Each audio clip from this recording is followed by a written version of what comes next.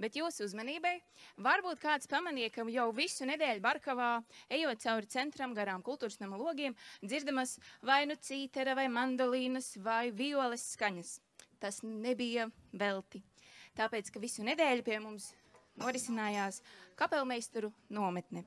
Tad, nu, viņu izlaidums jūsu uzmanībai.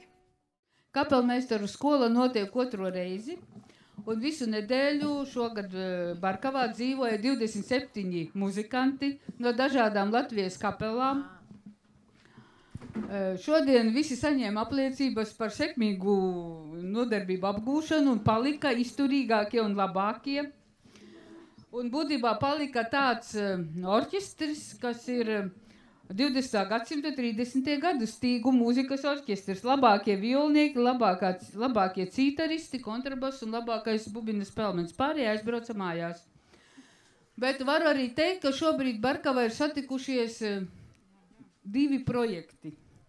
Viens ir kapelmeistaru skola, un otrs ir arī Nordplus projekts, kad mums ir ciemos Lietuvas un Igaunijas kolēģi, kuri apgūst prasmes, kā strādāt ar muzikantiem senioriem.